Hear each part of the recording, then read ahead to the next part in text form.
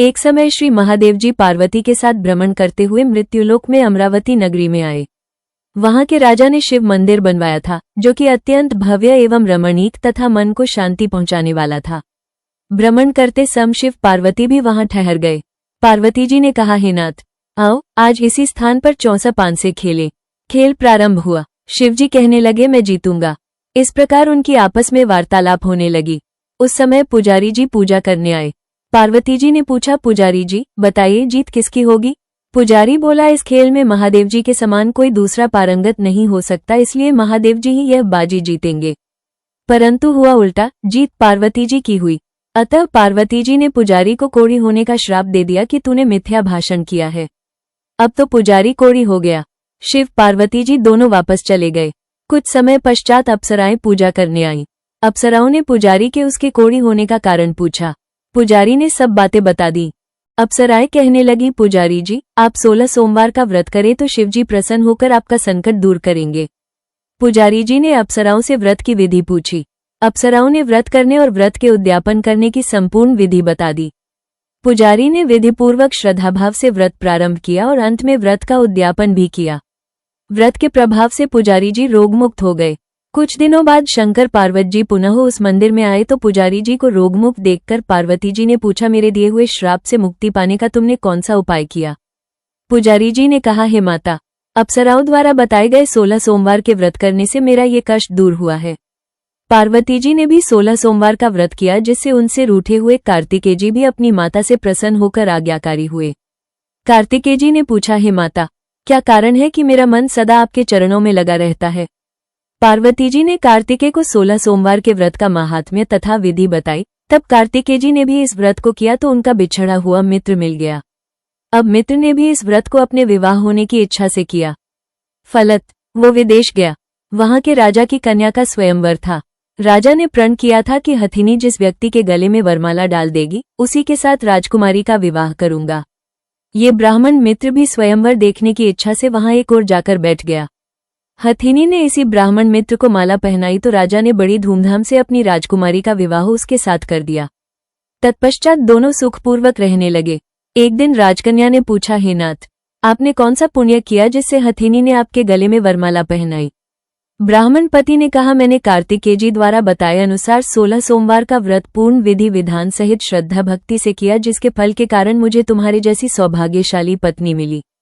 अब तो राजकन्या ने भी सत्य पुत्र प्राप्ति के लिए व्रत किया और सर्वगुण संपन्न पुत्र प्राप्त किया। बड़े होकर पुत्र ने भी राज्य प्राप्ति की कामना से 16 सोमवार का व्रत किया। राजा के देवलोक होने पर इसी ब्राह्मण कुमार को राजगद्दी मिली, फिर भी वह इस व्रत को करता रहा।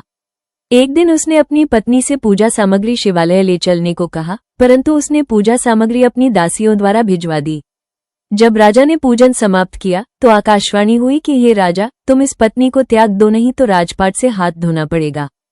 प्रभु की आज्ञा मानकर उसने अपनी पत्नी को महल से निकाल दिया। तब वो अपने भाग्य को कोसती हुई एक बुढ़िया के पास गई और अपना दुखड़ा सुनाया तथा बुढ़िया को बताया, मैं पूजन सामग्री राजा के कहे अनुसार शिवालय में नहीं ले गई और राजा ने मुझे निकाल दिया। बुढ़िया ने कहा, तुझे मेरा काम करना पड़ेगा। उसने स्वीकार कर लिया। तब बुढ़िया ने सूत की गठरी उसके सिर पर रखी और बाजार भेज दिया। रास्ते में आंधी आई तो सिर पर रखी गठरी उड़ गई। बुढ़िया ने डांटकर उसे भगा दिया।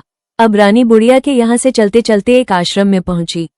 गुसाई जी उसे देखते ही समझ गए कि यह उच्च घराने की अबला विपत्ति की मारी है। वे उसे धैर्य बंधाते हुए बोले, बेटी तू मेरे आश्रम में रह, किसी प्रकार की चिंता मत कर। रानी आश्रम में रहने लगी, परंतु जिस वस्तु को वो हाथ लगाती वो वस्तु खराब हो जाती। ये देखकर गुसाई जी ने पूछा, बेटी किस देव के अपराध से ऐसा होता है? रानी ने बताया कि मैंने अपने पति की आज्ञा का उल्लंघन किया और शिवालय में पूजन के लिए नहीं गई, इससे मुझे घोर कष्ट उठाने पड़ रहे हैं। गुसाई जी ने शिवजी से उसके कुशलक्षेम के लिए प्रार्थना की और कहा, बेटी तुम 16 सोमवार का व्रत विधि के अनुसार करो। तब रानी ने विधिपूर्वक व्रत पूर्ण किया। व्रत के प्रभाव से राजा को रानी की याद आई और दूतों को उसकी खोज में भेजा। आश्रम में रानी को देख दूतों ने राजा को बताया। तब राजा ने वहां जाकर गुसाई जी से कहा, महाराज यह मेरी पत्नी है, मैंने इसका परित्याग कर दिया था, कृपया इसे मेरे साथ जाने की आज्ञा दे। शिवजी की कृपा से प्रतिवर्ष 16 सोमवार का व्रत करते हुए वे आनंद से रहने लगे और अंत में शिवलोक को प्राप्त हुए। कथा सुनने के पश्चात शिवजी की आरती। जय शिव ओंकारा, जय शिव ओंकारा। ब्रह्मा विष्णु सदाशिव अर्धाईधारा। टेक एकानन चतुरानन पंचानन राजे। हसानन गरुडासन बर्षवाहन साजे। जय दो भुज चार चतुर्भुज दस भुज अते सोहे। तीनों रूप निरखता त्रिभुवन जन मोहे। जय अक्षयमाला वनमाला मुंडमाला धारी। त्रिपुरारी कसारी वरमाला धारो। जय श्वेतांबर पीतांबर बाग्रंबर अंगे। संकादिक ब्रह्मादिक भूतादिक सगे। जय कर्मे श्रेष्ठ कमंडलु चक्र त्रिशूल धरता। जग करता जग हरता जग पालन करता। जय ब्रह्मा विष्णु सदा शिव जानत अविवेका। प्रणवाक्षर के मध्य ये तीनों एका। जय त्रिगुण शिवजी की आरती जो कोई गावे। कहत शिवानंद स्वामी सुख संपत्ति पावे। जय। विधि। सोमवार का व्रत साधारणतः दिन के तीसरे पहर तक होता है। व्रत में फलाहार या पारण का कोई खास नियम नहीं है। दिन रात में केवल एक समय भोजन करें। इस व्रत में शिवजी पार्वती का पूजन करना चाहिए। सोमवार के व्रत 3 प्रकार के हैं, साधारण प्रति सोमवार, सौम्य प्रदोष और 16 सोमवार। विधि तीनों की एक जैसी होती है। पूजा विधि। सुबह सुबह जल्दी उठकर स्नान करें और व्रत का संकल्प लें। प्रदोष काल में पूजा। प्रदोष काल में शिव पार्वती की पूजा करें। सबसे पहले शिवलिंग का तांबे के पात्र में अभिषेक करें और फिर पंचामृत, गंगाजल और सादे जल से स्नान कराएं। शिवलिंग पर सफेद चंदन लगाएं और ओम नमः शिवाय मंत्र का जाप करें। बेलपत्र, धतूरा, आक के फूल, पुष्प, अष्टगंध, सफेद वस्त्र आदि अर्पित करें। मां पार्वती को 16 श्रृंगार चढ़ाएं।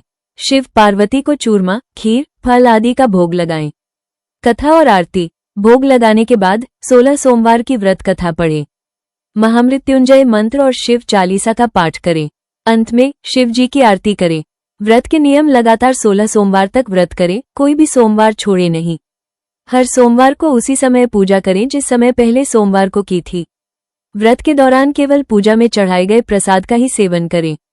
मासिक धर्म के दौरान भी व्रत जारी रखें, लेकिन उस दिन पूजा न करें, सिर्फ प्रसाद ग्रहण करें।